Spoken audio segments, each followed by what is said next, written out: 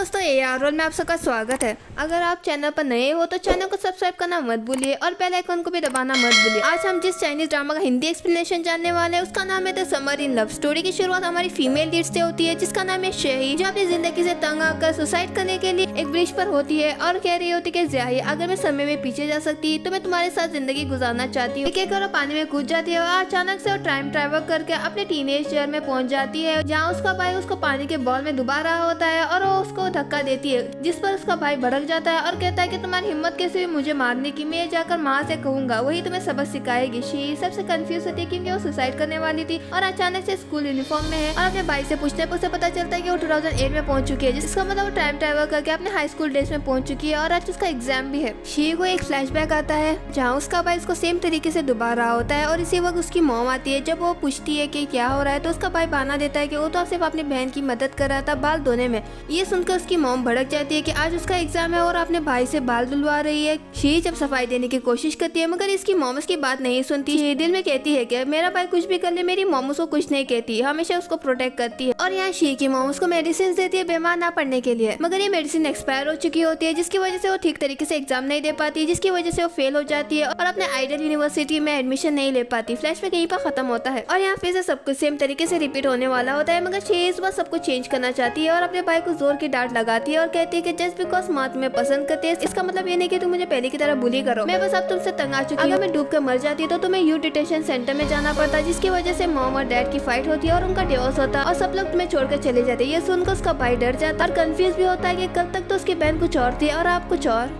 यहाँ she pass में आकर खुश होती है और उसको एग्जाम में आने वाले सभी क्वेश्चंस के आंसर पहले से पता होते हैं, जिसकी वजह से वो पॉजिटिव फील करना शुरू करती है और अपनी लाइफ को चेंज करने का ठान लेती है।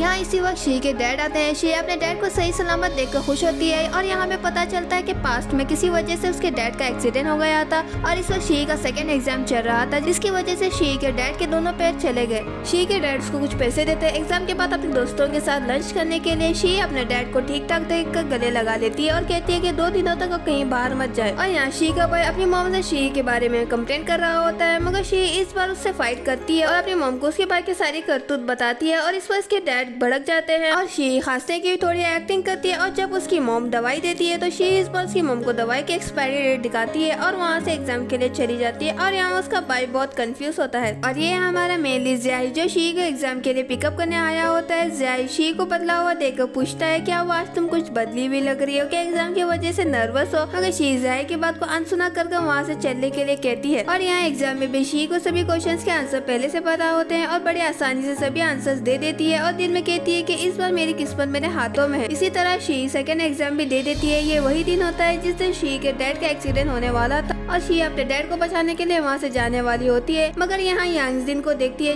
जो कि फ्यूचर में शी का अब्यूसिव हस्बैंड होता है, जो यहाँ एक लड़की को पटा रहा होता है, मगर शी इसकी असलियत की वो एक प्लेयर है सबके सामने दिखाती है, जिसकी वजह से वो लड़की यांग के दिए हुए पूरी यांग के चेहरे पर मारकर चली जाती है और यांग शी पर भड़क जाता है और उसको मारने जाता है, मगर वहाँ ज़ियाही आता है और शी को बचा लेता है और शी यांग के प्राइवेट पार्ट पर मारकर ज़ियाही को वहाँ से लेकर जाती है उसके डैड को बचाने के लिए। और यांग किसी ब्याओ नाम के शख्स को बुलाता है और कहता है कि किसी ने इसको बुली किया है।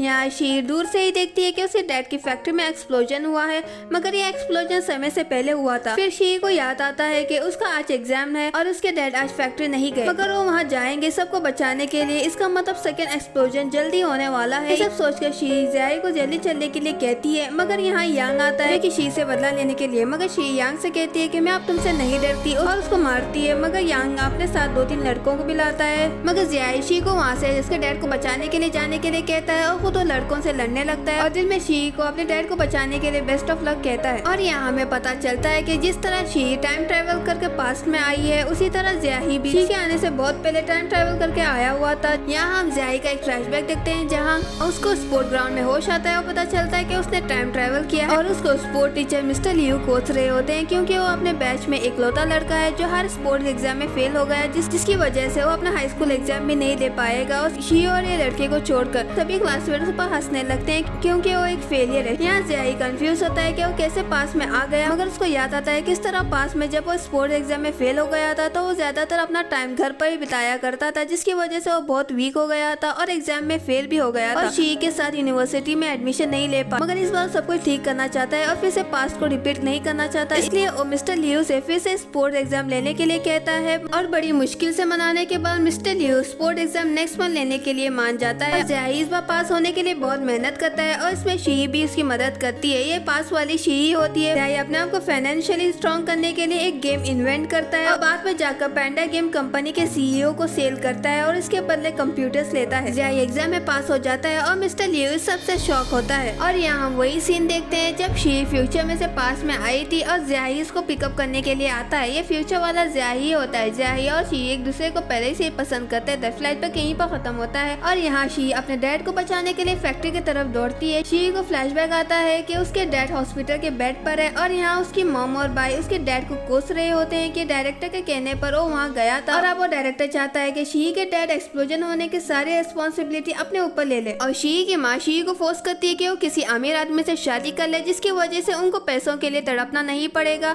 और उसका भाई शी को यांग से शादी करने के लिए कहता है जो कि शी के पीछे पड़ा है और वो यांग ग्रुप के सीईओ का बेटा भी है। शी सबके लिए नहीं मानती और ज़ियाई को भी अपने घर के नीचे खड़ा हुआ देखती है, मगर एंड में अपने डैड को लाचार देखना चाहते हुए भी यांग के प्रपोजल को हाँ करती है। फ्लैशबैक यहीं पर खत्म होता है। यहाँ रेडियो में शी के डैड को पता चलता है कि फैक्ट्री में एक्सप्लोजन हुआ है और डायरेक्टर के कहने पर वो वहाँ जा रहा होता है और यहाँ शी भी अपने डैड को रोकने के लिए उनके गाड़ी के सामने आ जाती है और अपने डैड से रिक्वेस्ट करती है कि वो वहाँ नहीं जाए वरना उनको सारी जिंदगी तकलीफें बितानी पड़ेगी। मगर उसके डैड उसका कहना नहीं मानते। ये कहकर के वो अभी छोटी है, उसको रेस्पॉन्सिबिलिटी क्या है वो पता नहीं। ये कहकर वो गाड़ी में बैठ जाता है। शी भी उसके डैड के साथ गाड़ी में बैठ जाती है और यहाँ कार में शी के डैड उससे पूछते हैं कि उसको क्या चाहिए क्योंकि उसका एग्जाम अच्छे से गया था। तो शी कहती है मुझे तो सिर्फ आपकी सलामती चाहिए। उसके डैड उससे माफी मांगते हैं कि इतने सालों में उसकी मॉम ने उसको बुरी तरीके से ट्रीट किया और हमेशा से उसके भाई को इम्पोर्टेंस मिलती आ रही है और उसको उसके डैड का भी प्यार नहीं मिला क्योंकि वो हमेशा फैक्ट्री के कामों में बिजी रहते थे। शी ये सब सुनकर इमोशनल होती है। यहीं पर खत्म होता है समरी इन लव का एपिसोड 1 to 4। वीडियो पसंद आया तो वीडियो को लाइक और चैनल को सब्सक्राइब करना मत भूलिए। मिलते हैं अगले एपिसोड में, तब तक के लिए टेक केयर।